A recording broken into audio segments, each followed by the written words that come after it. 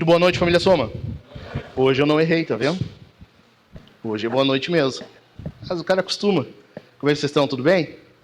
Bem mesmo? Sono já? Não? Tudo tranquilo? Não tá com sono, Maria? Não? Então tá bom. O bom é que a Maria trouxe um docinho já, para garantir ficar acordado. Gente, é uma alegria estarmos juntos e passar a virada de ano juntos. E não só passar juntos, isso todo mundo faz, mas passar juntos adorando o Senhor, isso é bom demais. E nós estamos encerrando hoje a série de Natal, e na verdade o Natal já passou, mas eu acho que ainda tem algo que nós podemos extrair disso, e eu quero que a gente pense junto. Mas antes, não tem como a gente encerrar o ano sem ouvir bons testemunhos, né? E eu acredito que é impossível nós não termos algo de bom para falar do que Jesus tenha feito por nós. Então, eu quero chamar aqui dois irmãos, um irmão e uma irmã. Primeiro, o Diogo, passa aqui, vai contar para nós um testemunho do que Jesus fez na vida dele. Passa aqui, Diogo, vem cá, vamos. Chega aí. O Diogo vai relatar para nós algo que Deus fez. E aqui. E eu gostaria muito que vocês prestassem bastante atenção. A gente perdeu um pouquinho o hábito de ouvir testemunhos na igreja. E eu me criei ouvindo o testemunho. Eu me criei. Eu acho que eu estava na barriga da minha mãe já ouvindo o testemunho dos irmãos. Culto de virada, então, cara. Culto de virada, vocês aqui vão ouvir 2 testemunhos. Eu não quero ouvir uma reclamação. Eu ia para o culto da virada às 8 da noite. 8, não era 10. 8 da noite e ficava ouvindo o testemunho até a meia-noite, tá? Então, por favor, ninguém reclamando disso aqui hoje.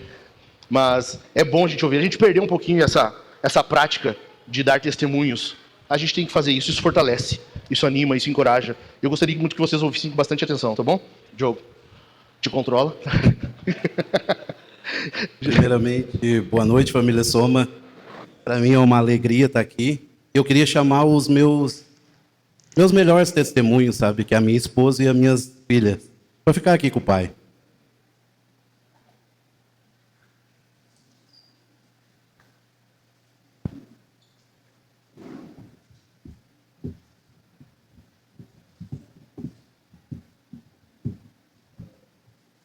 Queria dizer que para mim é uma honra estar aqui perante essa família que nos acolheu, nos ensinou muita coisa. E hoje a gente completa mais um ano com eles aí, caminhando junto. Eu creio que, assim como Deus fez na minha vida, vai fazer na vida de cada um de vocês. A gente estava preocupado há uns 2 meses atrás como ia ser a virada, como ia ser o Natal. Porque, sabe, vocês todos conhecem o meu trabalho, ele é meio... Às vezes ele é justo, mas às vezes ele é ingrato também. Mas Deus foi bom com a gente. Deus foi muito bom com a gente. Porque todo homem se preocupa, o homem cristão, o homem que ama a sua família, que honra a sua família, se preocupa, né? O que vai botar na mesa no outro dia para eles? E assim, dia após dia. É uma luta interna que eu acho que todo homem tem. É o que vai botar na mesa para sua família. E graças ao bom Deus, Deus foi generoso com nós. Me conseguiu um trabalho extra e contas que vinham há bastante tempo me incomodando, a gente conseguiu quitar. Graças a Deus, entendeu? Deus foi muito bom comigo. Talvez eu merecia sofrer mais um pouco pelas coisas que eu fiz, entendeu? Mas Deus foi generoso demais. E Deus tirou essa preocupação da minha cabeça. E eu creio que eu estou no caminho certo, eu creio que eu estou na igreja certa. A igreja de Jesus. E eu peço que Ele continue comigo, sabe? E que Ele continue com a gente. A gente foi abençoado em N coisas, né?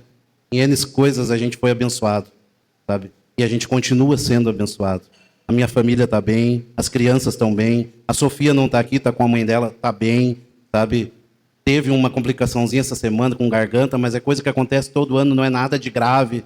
Graças a Deus ela está melhorando, já melhorou. Então, cara, a gente está vivo, então é muito bom. Então, eu quero deixar esse testemunho aqui e agradecer primeiramente a Deus, né? E a segunda, a minha família, que me apoia, a minha esposa, sabe? Espero me tornar um homem melhor cada dia para ela. É o que eu estou lutando para acontecer. Como muitos já me conhecem, eu sou meio ogro às vezes, sabe? Mas Deus está me moldando. Eu acho que ela está percebendo isso, sabe? Eu quero... Então, era isso, sabe? Não vou me estender muito. Mas o que eu tenho para dizer para vocês, creiam que Deus é bom o tempo todo. Jesus é bom o tempo todo. Amém, amém. Pode aplaudir o nome de Jesus? Benção. Deus te abençoe. Obrigado. Te amo. Coisa boa ouvir. O Diogo é o típico cara que chegou contando umas coisas e a gente pensava assim, né. E era. E era. Cara, Deus te abençoe, Diogo. O Diogo é um cara parceirão. Eu já precisei umas 2, 3 situações, chamei os caras, alguns, e sempre o Diogo, pastor, conta comigo. É uma benção, Diogo. Jesus te abençoe. E o bom dos testemunhos, Diogo, eu falei que testemunho faz bem. Jesus começou a tocar em coraçõezinhos, porque antes ali eu chamei alguns e disse, e gente, tem um testemunho para contar, tem algo para falar. Jesus não fez nada por ti esse ano, sério. Daí agora, pastor, lembrei de um, viu? Daí vai surgindo. Mas eu quero chamar a Cláudia aqui. A Cláudia tem um testemunho muito impactante. E quando eu soube disso, porque ela não contou para mim, ela contou para a Su, né? Daí ela fez a Su me contar. A mulher fica assim, né? Fica combinando as coisas. Eu, não, mas isso aí ela tem que contar para a igreja, não basta. E eu soube até que a Cláudia fez um esboço para... Então, Cláudia, fica à vontade, conta aí o que Jesus fez. Disseram que eu ia ministrar, né? Isso aí. Quem disse que nós não teríamos pastora? Boa noite, igreja. Todos bem? Chegou esse dia, né? É uma mistura de tensão, emoção, nervosismo. Mas eu estou aqui para testificar algo que o Senhor fez por mim há 1 mês. Há 2 anos e meio, eu fui diagnosticada com uma doença rara, autoimune, sem cura, né? 99% eu não poderia comer. De 88 quilos, eu passei a 47 quilos. Era um cadáver ambulante.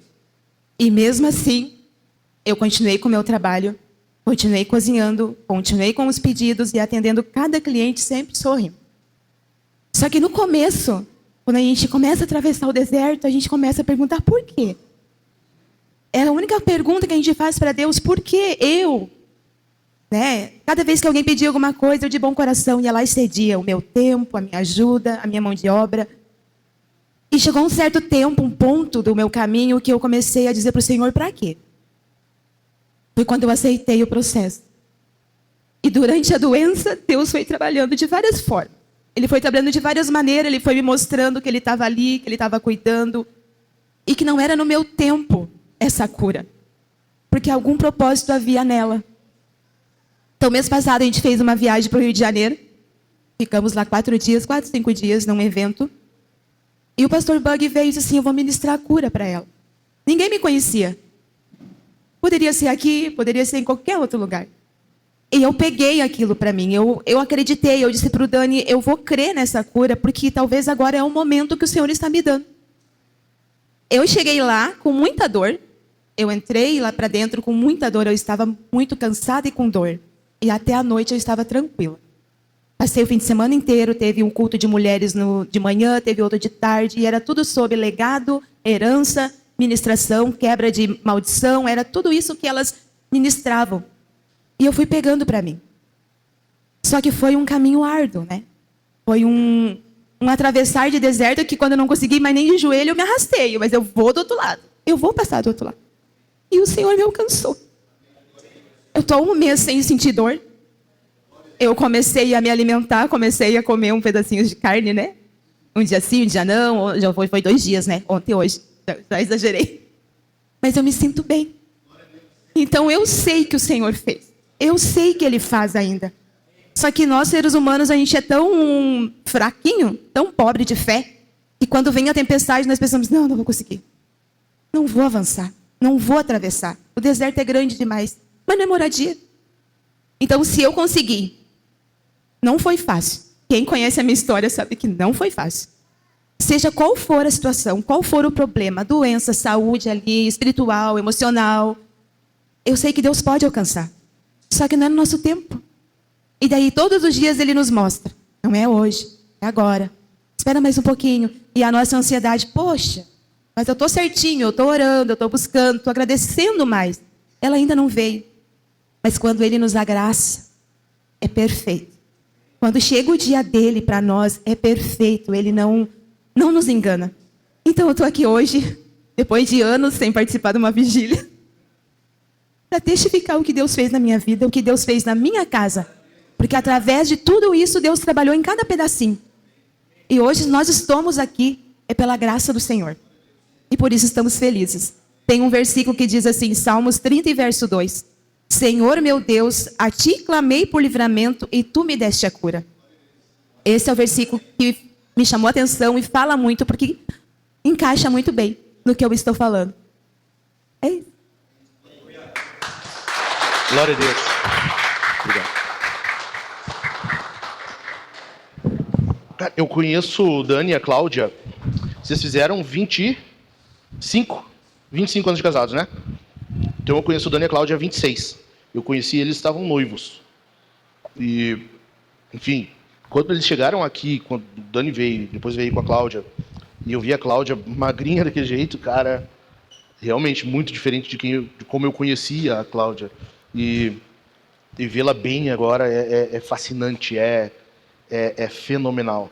Ver o que Deus faz, porque Ele faz. A gente que não reconhece muitas vezes, a gente que não identifica algumas coisas que Deus faz e não rende glória a Ele por não ter identificado. Mas ver isso e reconhecer que é Deus fazendo é bom demais. É bom demais. Coisa boa, né? Coisa boa ouvir relatos daquilo que Deus tem feito. Vamos ouvir mais o Dani? O Dani vai passar aqui e vai relatar para nós mais o que Deus tem feito. E se o Dani se empolgar, ele começa a pregar. Então tem que dar tempo para ele. Pega um que funcione aí. Isso aí. Tá? Amém. Tá contigo. Glória a Deus. Coisa boa ouvir o Senhor agindo. Eu fui aquele sem vergonha que disse que não tinha nada para contar. É impossível, né? Tu passar o ano inteiro e chegar no último dia tu dizer acho que Jesus não fez nada por mim esse ano, né? Mas eu me arrependi dos meus pecados. Ainda há salvação para mim. São incontáveis bênçãos, né? Mas mais uma bênção que o Senhor nos deu foi o Pedro, a quinta cesárea da Gi, né?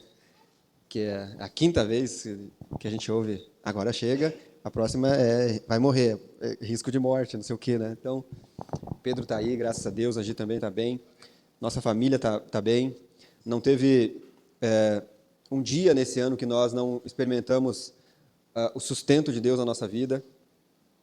No meu trabalho, como o Diogo falou do trabalho dele, meu trabalho também, eu dependo que o Senhor envie para mim trabalho, né? Eu não tenho um salário fixo ali todo mês, então nenhum dia desse ano nós sentamos ali na mesa para comer, para nos alimentar nas 3 ou 4 refeições e não tinha comida ali. Todos nós tínhamos comida em abundância. E uma outra bênção que eu já há 5, 6 anos eu venho orando e vinha esperando no Senhor, um pouco com medo, né, de começar, foi a plantação, foi o início dos nossos cultos lá em Sapiranga. Há mais ou menos uns 5 ou 6 anos eu comecei a realmente pensar sério sobre isso. E depois que a gente mudou para a Vintage, começamos a caminhar com o Maicon, com o Jack, eu fiquei com mais medo ainda, receio ainda de plantar uma igreja, porque eu vi o quão sério era isso, o quão simplesmente impossível para um cara que nem eu fazer isso. Então, iniciar os nossos cultos lá em Sapiranga foi assim um agir de Deus, uma bênção de Deus na minha vida, na nossa casa, e é isso. Jesus é bom. Chegamos até aqui porque Ele nos sustentou. Bendito seja o Senhor. Amém? Glória a Deus. Vamos orar. Antes, Gabriel, alguém tira ele de lá antes que ele caia em cima da mesa da ceia. Corta esse aqui do... Gabriel, vem aqui com a mamãe, faz favor. Depois tu corta, tá? Antes que eu vá e te arrebente. Quer dizer, que eu vá orar por ti. Não, eu aqui falando o meu testemunho e ele se jogando para trás do sofá lá. Eu pensei, ele vai derrubar aquela mesa. Para gerar um testemunho novo. Mais um testemunho aí. Amém, glória a Deus.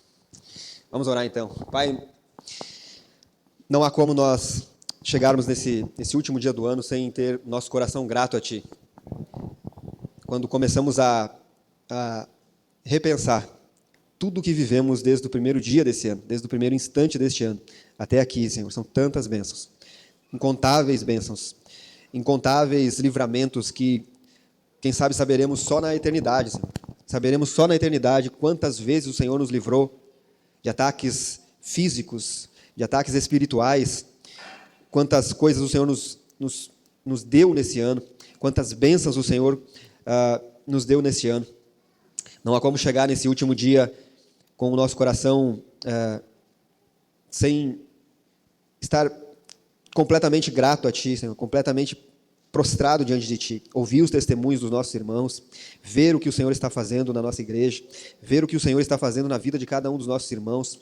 Isso, Senhor, só nos faz levantar as nossas mãos e dizer: bendito seja o Teu nome. Grande é o Senhor, grande é o Senhor. Quando olhamos para trás, Senhor, nós vemos as Tuas bênçãos nos seguindo. Quando olhamos para frente, não há como temermos, porque sabemos que estamos nas Tuas mãos. Sabemos que o Senhor, que nos sustentou até aqui durante todos os nossos anos, desde, Senhor, a criança mais nova aqui, até a pessoa de mais idade, Deus, todos esses anos, todos os meses, todos os dias, Senhor, o Senhor nos sustentou, nos guardou, nos segurou na Tua mão potente, Senhor. E nós pedimos que não largue a nossa mão jamais, Senhor. Não largue, Senhor, a Tua igreja.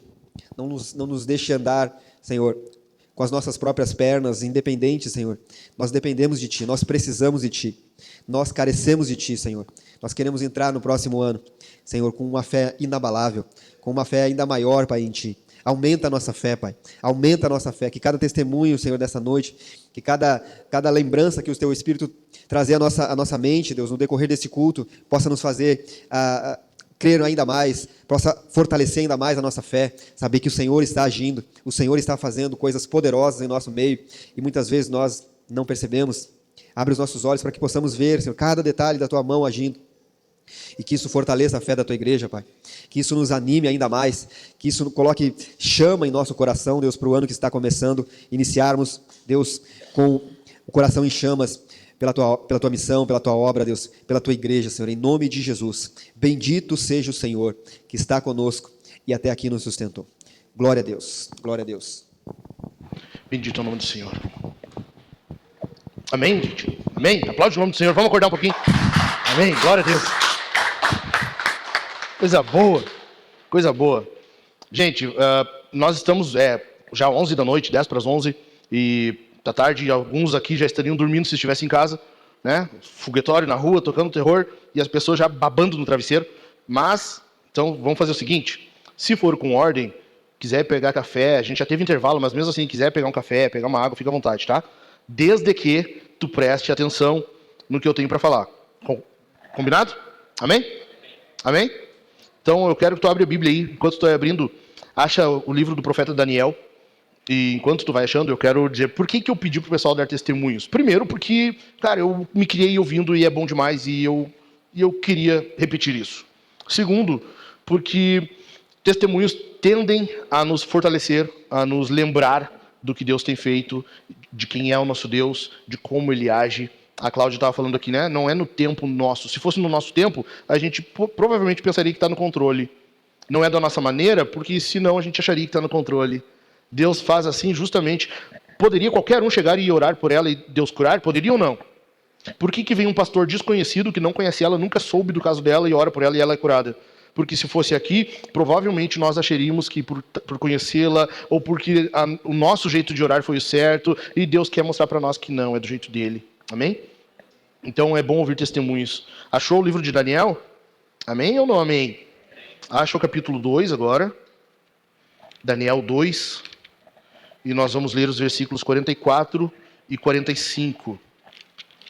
Depois, tu já pula lá para o Novo Testamento, no Evangelho de João. Daniel 2, 44 e 45. Diz assim a palavra de Deus: Mas, nos dias desses reis, o Deus do céu levantará um reino que jamais será destruído e que não passará a outro povo. Esse reino despedaçará e consumirá todos esses outros reinos, mas ele mesmo subsistirá para sempre. Versículo 45. Assim como o rei viu que do monte foi cortada uma pedra sem auxílio de mãos humanas, e ela despedaçou o ferro, o bronze, o barro, a prata e o ouro, o grande Deus revelou ao rei o que vai acontecer no futuro.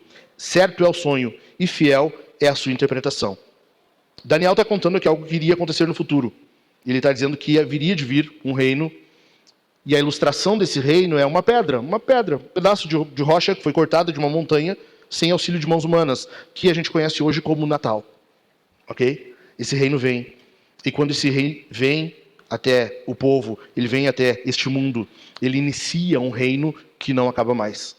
Ele inicia um reino que não tem fim. O reino que Jesus vem e institui como rei desse reino é um reino que não acaba mais. Nós estamos no iniciozinho do reino.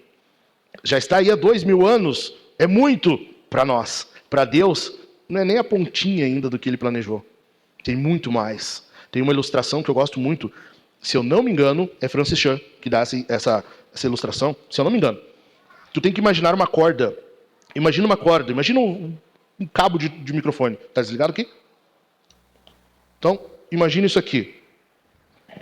Esse fio aqui ele deve ter pelo menos uns 10 metros. Ok?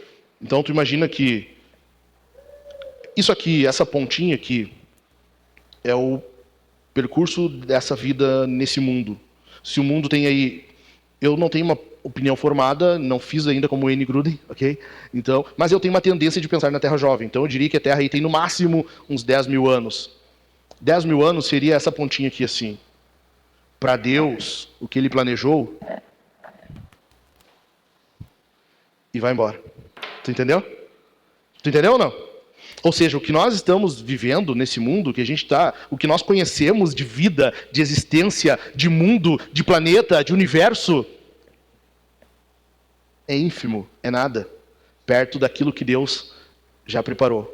Ou seja, esse reino que nós estamos vivendo desde já, que iniciou aí pouco mais de 2000 anos, esse reino, depois tu coloca, por favor. Esse reino, ele tem muito pela frente. E ele iniciou no Natal. Iniciou com a vinda desse rei. Ok? Agora vai no Evangelho de João, por favor. Capítulo 1, versículo 14.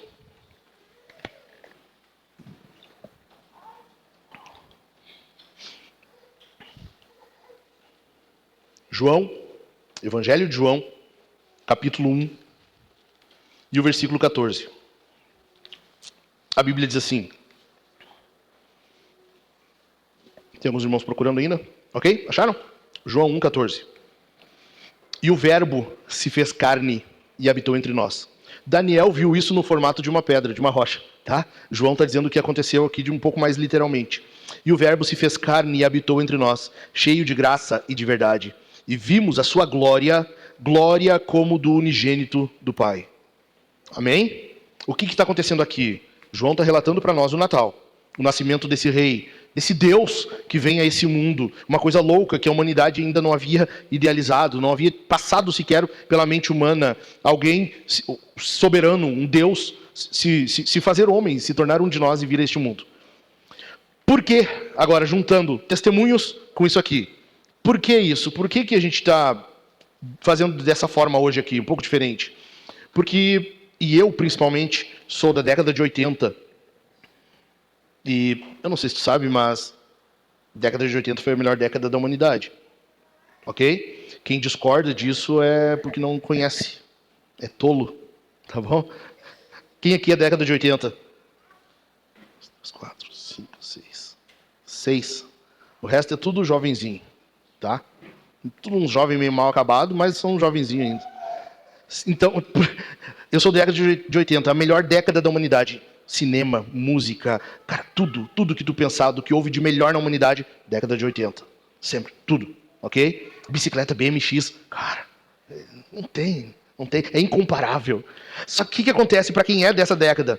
Quando tu tá vivendo o dia de hoje, como nós estamos vivendo os nossos dias hoje, tu tende a lembrar dos dias passados, é ou não é? Tu tende a pensar em como era. Poxa vida, cara, olha como era a nossa infância, a gente podia brincar na rua, despreocupadamente. Eu ficava brincando na rua, não sei vocês, eu brincava na rua até 10 da noite. E às vezes minha mãe me chamava que eu tinha que entrar tomar banho e ainda entrava resmungando, sabe? Ai, nem pude brincar. Pô, como assim?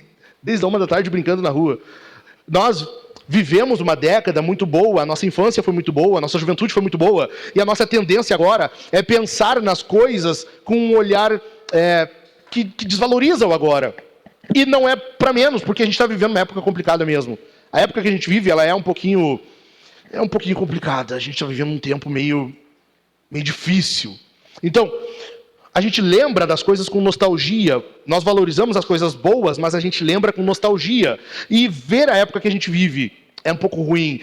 Pensar nos dias futuros é um pouquinho ruim. É ou não é? É só comigo que acontece isso? Tu olha para frente, cara, a coisa não parece boa. Para quem vem década de 80 para cá, parece que nós fomos agora que começou de lá a ladeira abaixo, né? Daqui para frente é só para trás. Tu pensa assim, gente, é só comigo isso? É só comigo que acontece isso ou não? Nós olhamos para trás, mas o que acontece? Por causa do Natal, por causa da vinda desse Deus, Rei soberano, nós podemos olhar para frente com um olhar cheio de expectativa. Nós podemos olhar para os dias futuros e saber que haverá coisas boas no futuro. Porque houve um dia em que Deus encarnou e nasceu como um bebê naquela manjedoura, naquele lugar fétido, fedorento. Agora, 2000 e poucos anos depois, nós podemos olhar para frente e não pensar que vai ser tudo ruim, que é só problema, é só crise, é só dificuldade. Por causa do Natal, porque o Natal resulta em esperança futura para nós. Por causa do Natal, nós podemos dizer que temos esperança. Então, por causa disso, eu quero que a gente entenda um pouquinho de que forma que o Natal resulta, ou por quê, como assim, como que isso acontece? Em primeiro lugar, o Natal resulta em esperança porque tem uma realidade transformadora. Porque resulta em uma realidade transformadora. Tu precisa entender o seguinte. Eu acho que acabou minha água, já tomei tudo. Alguém pode pegar uma outra garrafinha para mim, por favor? Foi. Pode ser? Faça favor para mim. Se quiser trazer só a garrafa, não precisa botar aí dentro, tanto faz. O Natal foi um ponto de inflexão. O que é isso? Nós vínhamos de uma saída, de um êxodo do jardim. Ok? Atenção aqui, gente. Presta atenção. Não perde o raciocínio para tu não perder a conclusão do que eu estou falando. Por causa do pecado, nós fomos expulsos do jardim. Ok? Nós fomos exilados. O pecado, ele faz o homem exilar. Foi assim no jardim. Foi assim com o povo de Israel. Foi para o exílio na Assíria. Foi para o exílio na Babilônia. Sempre que o homem se rebela contra Deus, ele é enviado para o exílio. Por quê? Porque o pecado é um afastamento de Deus. Por causa do pecado, nós nos afastamos do Senhor, ok? Entendido? Agora, com a vinda do Rei Messias, com a vinda de Jesus, a encarnação, nós temos um ponto de inflexão. Agora Jesus vem e ele muda essa realidade. Nós não estamos somente mais agora nos afastando de Deus. Por causa dessa vinda do Messias, nós temos agora uma reaproximação. Obrigado. Nós temos uma reaproximação com o Senhor. Nós temos contato, nós temos acesso a Deus. O Natal é, por si só, uma mudança da realidade, é uma realidade transformadora. Ele gera em nós uma nova perspectiva. Paulo fala isso em 2 Coríntios 5,17. E assim, se alguém está em Cristo, é nova criatura. As coisas antigas já passaram, eis que se fizeram novas. Em Cristo, para quem está em Jesus, para quem tem comunhão com Ele, para quem pertence a Ele, tudo se faz novo. As coisas antigas, que eram boas, e a gente tende a olhar para elas com um olhar nostálgico, eram boas e a gente não discorda, mas vem coisa melhor pela frente. Por quê? Porque o Natal transformou a realidade desse mundo. O Natal transformou a realidade do povo de Deus. O Natal transformou a nossa realidade. Por causa de Jesus, agora nós não estamos mais afastados de Deus. Mas o Natal ele não só nos reconcilia com Deus, ele infunde em nós um novo vigor, um novo ânimo para viver o presente. Por causa da encarnação de Cristo, por causa do que Cristo realizou, nós podemos viver hoje, podemos viver o agora de modo diferente. Nós podemos viver de modo transformado. Nós olhamos para a vida aqui, agora, com um propósito renovado. A graça do Natal nos capacita a enfrentar os desafios, as dificuldades, a enfrentar as crises, a buscar a santificação. Porque agora as coisas são diferentes. Porque agora não há condenação para quem está em Cristo Jesus. Essa é a realidade transformadora do Natal. Isso é o que aconteceu depois que Jesus vem e encarna e vive a nossa vida.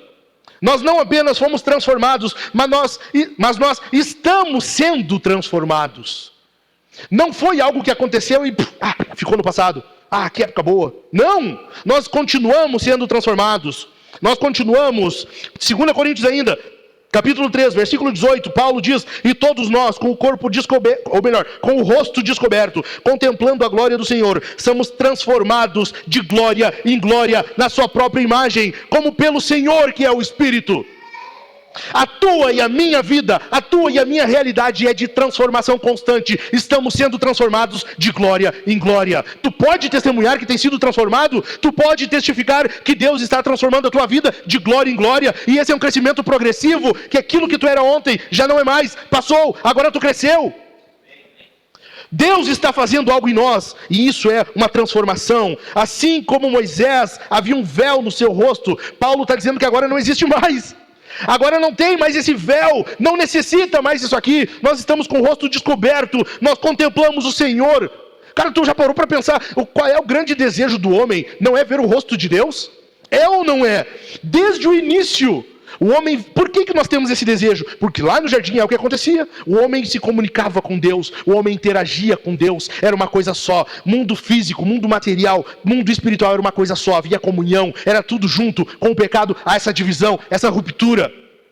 Nós ficamos com esse desejo, criou-se um vazio e a gente vive agora em busca disso. Queremos ver o rosto de Deus, a face de Deus. A oração sacerdotal diz isso: inclina o teu rosto sobre nós, brilha o teu rosto sobre nós. Moisés, o que ele pede para Deus? Lá em Êxodo, capítulo 3, se eu não me engano: deixa eu ver a tua face. Ao que Deus diz: não, homem nenhum pode ver a minha face e viver. Todo aquele que ver a minha face vai morrer. O desejo do homem desde aquele jardim é ver a face de Deus. Paulo está dizendo para nós que agora a gente pode isso. Paulo está dizendo que agora, por causa de Cristo, por causa do Natal, Jesus vem em carne, Ele vive a nossa vida. Por causa disso, agora nós podemos contemplar a face de Deus. Bendito é o Senhor, bendito. Nós vemos agora como no espelho, nós ainda não vemos plenamente, mas nós estamos sendo transformados, e haverá um dia que essa transformação será plena, a glorificação vai acontecer, e nós veremos a Deus. Bendito é o nosso Deus. Nós vivemos uma realidade transformadora, porque Jesus veio até nós. Essa é a verdade do Natal. Em segundo lugar, o Natal resulta em esperança futura, porque traz uma natureza glorificada agora. Essa transformação que nós estamos vivenciando, ela já está acontecendo. Nós estamos sendo transformados. Nós já experimentamos uma realidade de glória, mesmo que às vezes a gente duvide. Mesmo duvidando. Como assim? Eu não vejo mudança na minha vida, mas como? Como? A Cláudia estava contando aqui antes, mas eu faço tudo certo, eu trabalho, eu atendo todos com um sorriso no rosto, eu não fiz... Por quê? Como assim? Por que isso? A gente tende a duvidar, a gente tende a desconfiar. Nós vivemos o já e o ainda não. Nós já esperamos essa transformação. Nós já experimentamos essa nova realidade. Nós já vivemos em glória. Qual é a realidade disso aqui? É que nós já vivemos, mas ainda não como será. Tu está entendendo? Nós já vivemos uma nova realidade. Nós já vivemos em glória. Nós já estamos sendo transformados de glória em glória, mas ainda não chegamos a como vai ser lá no final. Nós ainda não estamos como vai ser. Nós ainda não estamos lá. É já, mas ainda não de forma plena. Nós aguardamos, estamos aguardando. Nós olhamos, por causa disso, nós olhamos para os próximos dias com esperança, com expectativa futura. É por causa dessa glorificação que já está acontecendo. Por causa disso aqui, é que nós olhamos para os dias futuros com um olhar de esperança. Que nós já esperamos o bom do céu. É que nós olhamos com expectativa. 2 Pedro, capítulo 1, versículos 13 e 4, o apóstolo escreveu: pelo poder de Deus nos foram concedidas todas as coisas que conduzem à vida e à piedade, pelo pleno conhecimento daquele que nos chamou para a sua própria glória e virtude. Versículo 4, por meio delas, por meio dessas coisas aqui, por meio disso aqui, Ele nos concedeu suas preciosas e muito grandes promessas. Presta atenção, não perde. Deus concedeu promessas. Por meio desse conhecimento, Deus concede promessas. Pedro vai dizer que é muito grandes promessas, preciosas promessas. Por causa disso, nós temos então suas preciosas e muito grandes promessas, para que por elas, presta atenção nisso aqui, para que por elas vocês se tornem coparticipantes da natureza divina, tendo escapado da corrupção das paixões que há no mundo. Tu entende? As paixões que há no mundo estão para trás, ficaram. Nós não estamos mais nelas. Agora, por conta disso, estamos caminhando em direção a algo, a uma glória que nos aguarda. E já estamos participando. Por meio delas, nós somos coparticipantes da natureza divina. Tu entende o que é isso, cara?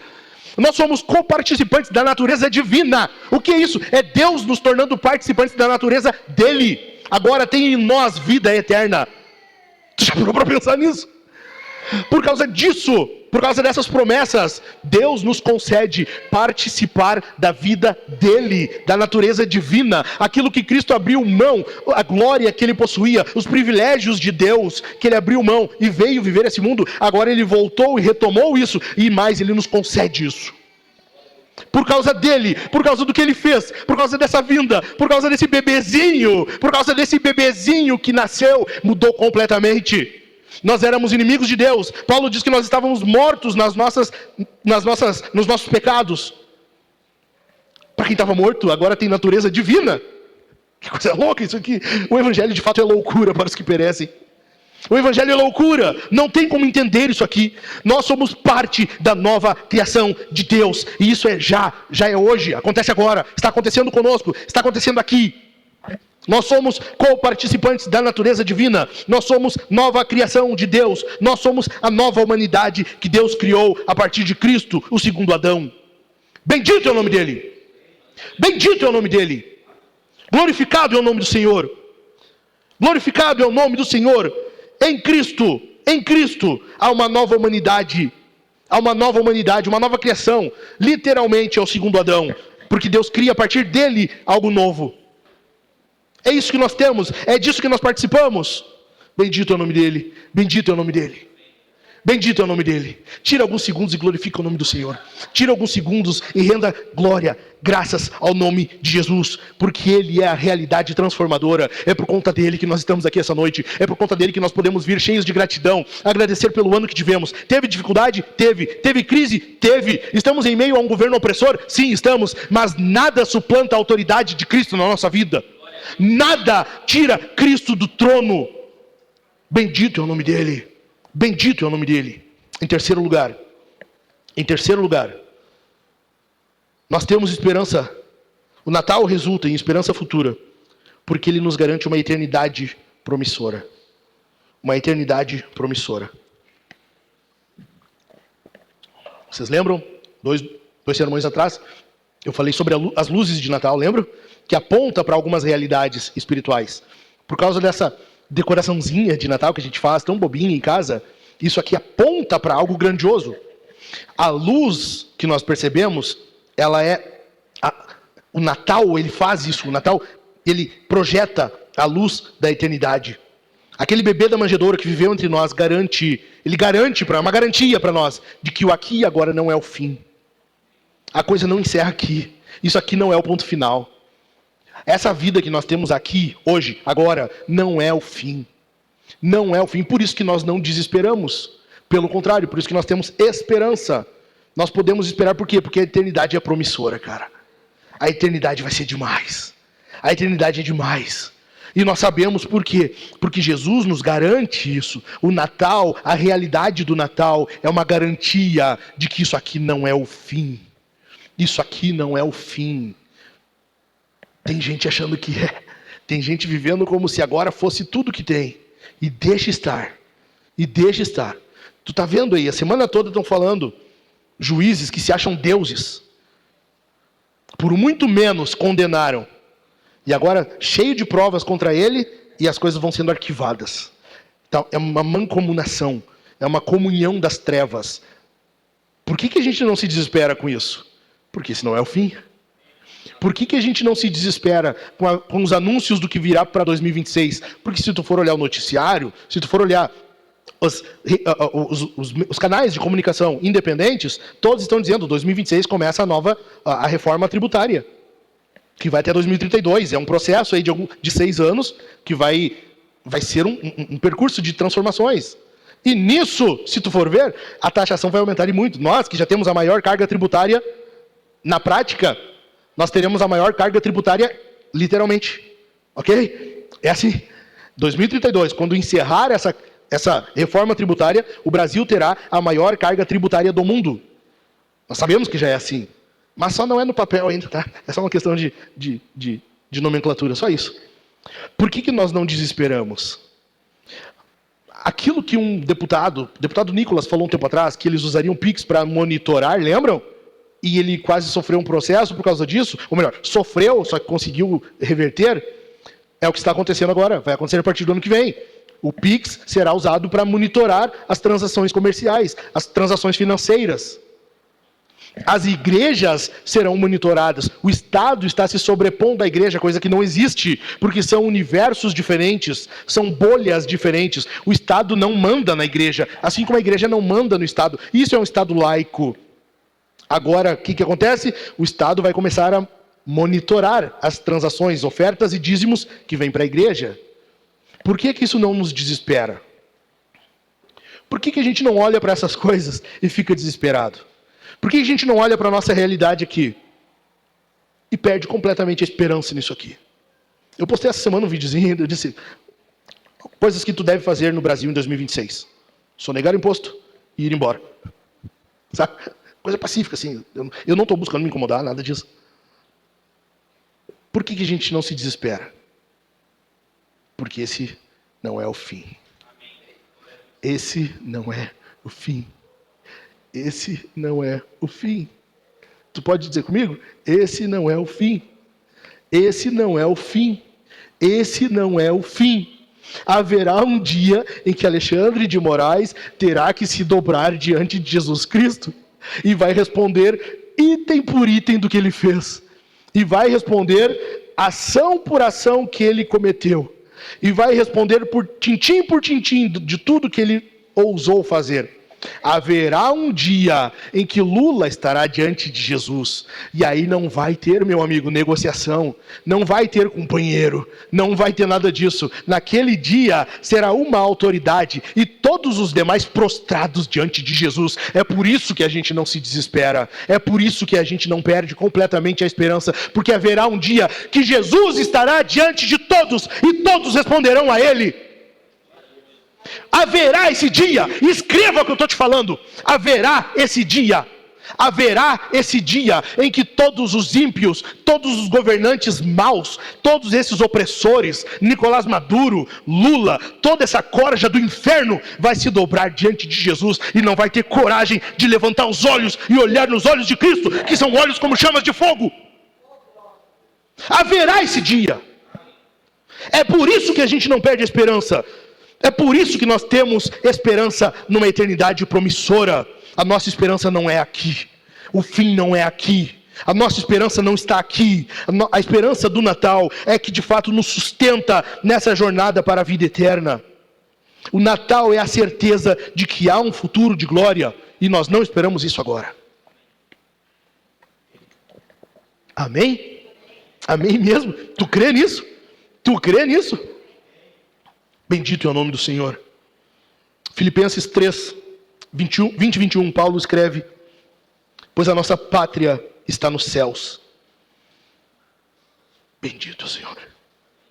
Pois a nossa pátria está nos céus, de onde também aguardamos o Salvador, o Senhor Jesus Cristo, o qual transformará o nosso corpo de humilhação para ser igual ao corpo da sua glória, segundo a eficácia do poder que ele tem, de até subordinar a si todas as coisas. A nossa pátria está no céu. A nossa pátria está no céu. Nós aguardamos Ele, nós aguardamos essa pátria. Nós temos esperança em dias melhores, sim, porque Jesus nos garante isso. Em Jesus, presta atenção, em Jesus nós temos esperança de dias melhores. Bendito é o nome dEle, bendito é o nome dEle. Dito isso, tem 5 coisas que tu deve fazer em 2026. 5 coisas que tu precisa fazer. Em primeiro lugar, olhe para Jesus. Olhe para Jesus. Hebreus 12, versículo 2. Olhando firmemente para o autor e consumador da fé. Quem? Jesus. O qual, em troca da alegria que lhe estava proposta, suportou a cruz, sem se importar com a vergonha, e agora está sentado à direita do trono de Deus. O que a gente vai fazer em 2026? Olhar para Jesus. Nós vamos olhar para Jesus. O que nós faremos, Soma? Nós vamos olhar para Jesus. Só há um que veio, viveu, morreu, ressuscitou, subiu, está no trono. Jesus é o nome dele.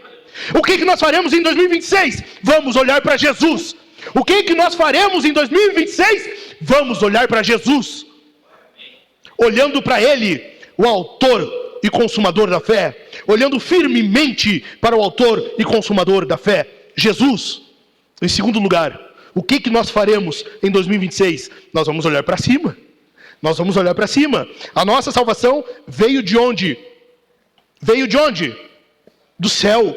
E nós aguardamos a salvação de onde? De onde? Do céu. Do céu. Atos capítulo 1, versículo 11. Os anjos surgem em meio aos discípulos. E o versículo diz assim: e lhes disseram, homens da Galileia, porque vocês estão olhando para as alturas? Esse Jesus que foi levado do meio de vocês para o céu, virá do modo como vocês o viram subir. Nós estamos olhando para Jesus, e nós estamos olhando para o céu, porque é de lá que Jesus virá. É de lá que nós aguardamos Jesus. É de lá que nós ansiamos por Ele. Nós não esperamos de nada daqui. Cara, a tua esperança não pode estar nas coisas daqui. Emprego, política, ideologia, não pode estar em nada desse mundo. A tua esperança tem que estar no céu. A tua esperança tem que estar em Cristo Jesus, que subiu ao céu e está sentado à direita de Deus Pai. A nossa esperança não está em Lula. A nossa esperança não está no Bolsonaro. A nossa esperança não está no Flávio Bolsonaro agora. A nossa esperança não está em nenhum esquerdista, nenhum direitista, porque nada desse mundo vai nos salvar. A nossa salvação está no céu e é de lá que nós aguardamos ela. Em terceiro lugar, olhe para o céu. Eu te dito olhe para o céu, né? Olhe para cima. Agora olhe para o céu. Colossenses capítulo 3. Versículo 1 ao 3, presta atenção. Portanto, se vocês foram ressuscitados juntamente com Cristo, busquem as coisas lá do alto, onde Cristo vive, assentado à direita de Deus. Versículo 2, redobre a tua atenção agora. Pensem nas coisas lá do alto, e não nas que são aqui da terra. Pensem nas coisas que são lá do alto. Versículo 3, por quê? Porque vocês morreram e a vida de vocês está oculta juntamente com Cristo em Deus. Olha para o alto, olha para o céu, pensa nas coisas do alto. A tua mente não pode estar nessas coisas aqui, cara. Tu não pode perder tempo de vida, tu não pode desperdiçar dias, minutos, semanas, seja o que for, tu não pode perder tempo, gastando tempo com essa mentalidade das coisas daqui. Por isso que nós temos que olhar para o céu, olhar para o alto, pensar nas coisas do alto, busquem as coisas lá do alto, pensem nas coisas lá do alto, é o que o texto está dizendo para nós. Tem uma guerra constante pela tua mentalidade hoje. Presta atenção aqui, tem uma guerra constante pela tua mentalidade. Sabia disso? Telefone celular, cara. Telefone celular é uma forma de dominar a tua mente, tá? Não bastasse isso. Quem aqui está acompanhando Netflix, Stranger Things, ok? Tá? Eu estou olhando, então pode levantar a mão tranquilo. O pastor está olhando, tu pode. Fica de boa, tá? Vocês estão acompanhando atualmente? Estão na 5ª temporada? Sim? Ok? Vocês viram o que aconteceu agora nos últimos episódios? Do roteiro? Tu viu? Roteiro com conversas simples. Conversas até mesmo aguardadas, esperadas, nada novo. Por quê? Presta atenção. Houve uma ordem da Netflix para os diretores, para os produtores, de que o enredo deveria ser simplificado, não poderia ter grandes discussões, diálogos maiores. Por quê? Porque eles querem que quem está olhando continue mexendo no celular e não perca o que aconteceu. Tem uma guerra para te emburrecer hoje. Tem uma guerra, uma batalha travada para quê? Para te fazer burro. Para te fazer burro. E a gente acha que é grande coisa. Por quê? Porque pintaram isso para nós. Não, afinal de contas, eu consigo assistir uma série, continuar mexendo no telefone e fazer várias coisas ao mesmo tempo. É justamente isso que querem, sabia disso? É justamente isso que querem. Porque assim tu não ocupa a tua mente com as coisas lá do alto. Assim, atualmente, ela vai sendo dominada pelas coisas daqui. É telefone celular, é seriado que tu não perde, porque afinal de contas emburreceram para tu poder acompanhar e sem perder nada.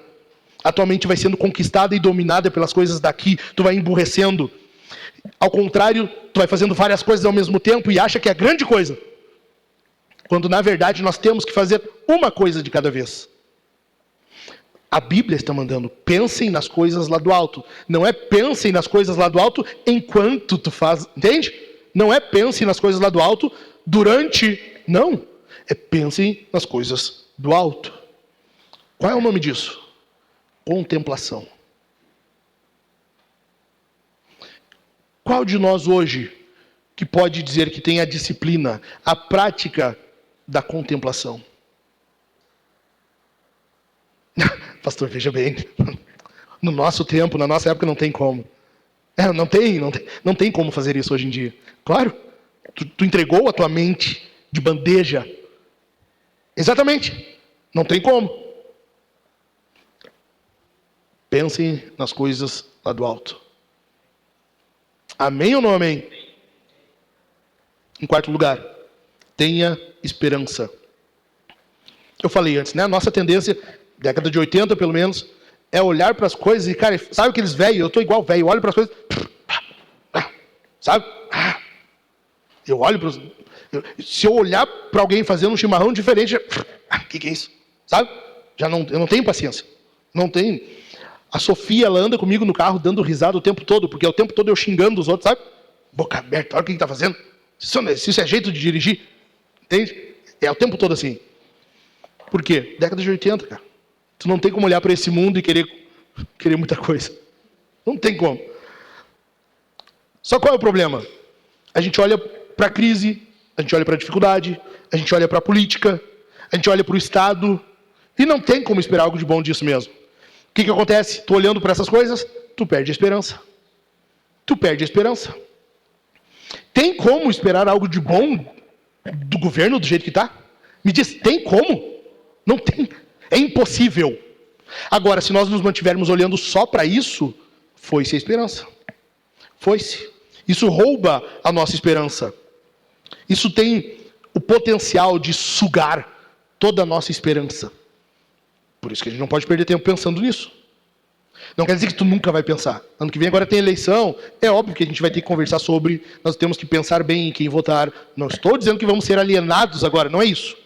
Mas tu não gasta tempo e energia nessas coisas. Ok? Nós temos esperança. Romanos 5, versículos 1 ao 4. Justificados, pois, mediante a fé, temos paz com Deus por meio do nosso Senhor Jesus Cristo, pelo qual obtivemos também acesso, pela fé, a esta graça na qual estamos firmes e nos gloriamos na esperança da glória de Deus.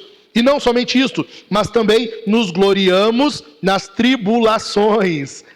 E agora apertou um pouquinho. Nos gloriamos nas tribulações.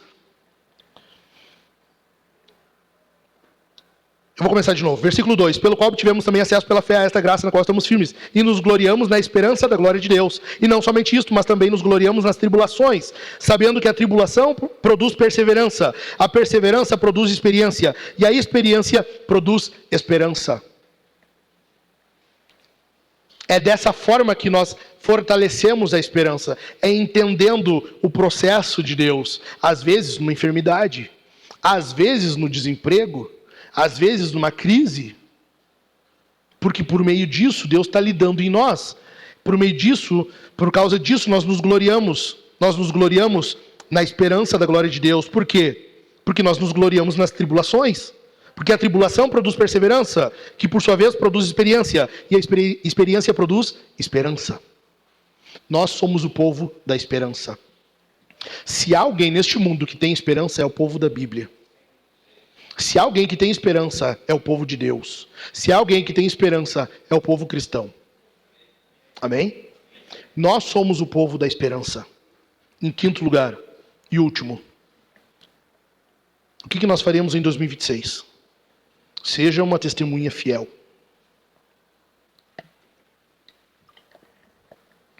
Tu tem que testemunhar. É o seguinte... Nós sempre damos testemunho. Sempre. A questão é se nós damos um bom ou um mau testemunho. Nós sempre damos testemunho. Tu pode dar um bom testemunho ou um falso testemunho. Eu li para vocês o texto de Pedro antes, né? Pedro disse que nós somos co-participantes da natureza divina. Sabe o que acontece? As pessoas olham para ti, olham para mim, o que elas precisam ver? Deus. Simples assim. As pessoas olham para nós e elas têm que ver Jesus. Tu tem que dar um bom testemunho. Tu tem que ser uma testemunha fiel. As pessoas olham para nós e elas precisam ver Jesus. Isaías 43:10. Vocês são as minhas testemunhas, diz o Senhor. Vocês são o meu servo a quem escolhi, para que vocês saibam, creiam em mim e entendam que eu sou, e que antes de mim, Deus nenhum se formou, e depois de mim, nenhum haverá. Deus está dizendo ao povo, por meio do profeta, que o povo é testemunha dele. Ok? Daí que vem testemunha de Jeová, tá? Não é disso que, não é essa turma que nós estamos falando. É outra turma, tá? Mas é daqui que vem esse termo. Deus está dizendo, vocês são as minhas testemunhas. Agora, quando Jesus está se despedindo do povo e subindo para o céu, ele diz o quê? Atos 1:8. Mas vocês receberão poder ao descer sobre vocês o Espírito Santo e serão minhas testemunhas. Tanto em Jerusalém como em toda a Judéia e Samaria e até os confins da terra. Tu percebe que não há opção? Nós temos que testemunhar de Jesus. Nós temos que testificar de Jesus.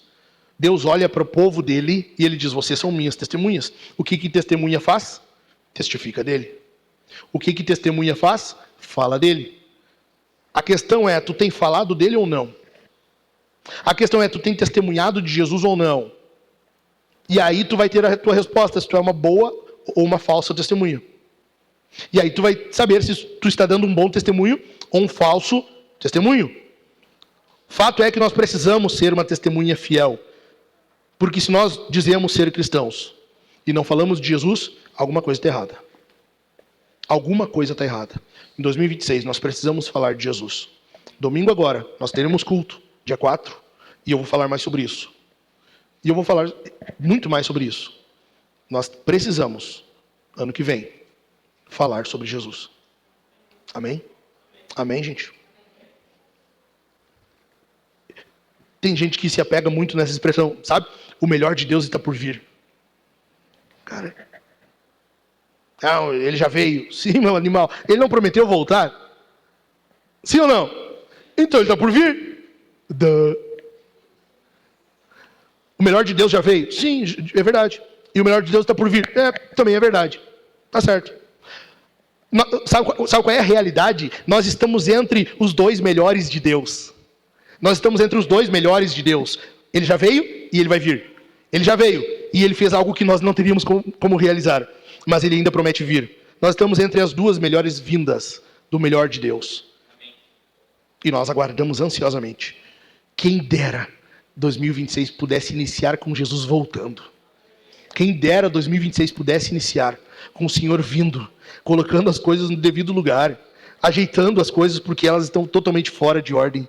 Quem dera nós pudéssemos iniciar o ano e levantar os céus e contemplar o Senhor vindo. Eu não sei vocês, cara, eu espero muito isso. Eu não sei vocês, eu aguardo ansiosamente o meu Senhor. Essa vida cansa. Cansa. É todo dia um boleto para pagar, é todo dia tentando perder alguns quilos, é todo dia uma notícia nova de Lula ou Alexandre de Moraes, quando não é dos dois, é todo dia alguma nova que sempre estoura do lado mais fraco, o nosso. Cansa. Essa vida cansa. Só que nós temos esperança. O melhor de Deus está por vir. O melhor de Deus está por vir. E ele virá da forma como viste subir. Ele vai vir. Eu não sei se tu espera ele ou não. Eu não sei se quando tu ouve um estouro, tu olha para o céu para ver se é Jesus ou não. Eu faço isso. Pode me chamar de fanático. Pode me chamar do que for. Eu faço isso. Dá um estouro, dá às vezes um relâmpago, alguma coisa. Eu olho para o céu. Por quê? Porque eu estou esperando Jesus. Eu estou esperando ele. Simples. E eu quero muito te encorajar a isso. Que 2026 a gente possa viver com essa expectativa. Que 2026 a gente possa viver com os olhos de fato no céu. Com os olhos em Cristo, com os olhos no alto, com a nossa mente sendo dominada, sendo tomada pelas coisas do alto, e não por este mundo que jaz no maligno. Amém, gente? Amém? Fica de pé um pouquinho. Nós vamos cantar. Eu vou orar com vocês e nós vamos cantar um louvor. Vamos fazer a ordem inversa? A Ele é Glória e o Santo para Sempre e a Ele é Glória, né? Nós vamos cantar isso aí. Enquanto isso, eu quero que tu vá, participe da ceia, e depois nós vamos voltar e vamos passar a virada de ano orando. Amém? Vamos passar orando, vamos iniciar 2026 orando. Tudo isso que eu falei aqui precisa gerar assunto em nós para a gente falar com Jesus, para a gente clamar a Deus, para a gente interceder, para a gente rogar ao Pai. E eu quero que a gente faça isso. Amém, gente? Amém? Nós vamos participar da ceia, responder o sermão normalmente, das 3 formas. Tomar a ceia, hoje não tem ali, tem só naquela mesa lá, à minha esquerda, no fundo, lá do lado do sofá. Vai lá, participa da ceia, volta para o teu lugar, que nós logo vamos continuar orando e virar o ano. Daí depois que virar o ano, nós encerramos e estamos despedidos. Quem vai ficar, fica. Quem vai embora, e seguimos o ano de 2026. Amém? Inclina a tua cabeça. Pai, muito obrigado porque nós temos confiança, nós temos esperança, nós temos expectativa. Obrigado, Senhor, porque por meio do teu plano redentor, Cristo veio, o teu Filho encarnou. Nós temos agora esperança na eternidade, porque Jesus garantiu isso. O Natal implica nisso. Por causa do Natal, por causa do nascimento de Jesus, nós sabemos, nós confiamos, nós esperamos em Ti. Este mundo não tem nada a nos oferecer, Senhor. Este mundo não tem nada para nós que nós não tenhamos em Ti. E nós queremos a Ti. Nós queremos de Ti. Nós queremos mais de Ti. Nós queremos do Senhor. E nós esperamos no Senhor. Olha para nós. Fortaleça a nossa fé. E mantém-nos firmes até a volta do Teu Filho. Em nome de Jesus. Aplaude o nome do Senhor. As muitas gerações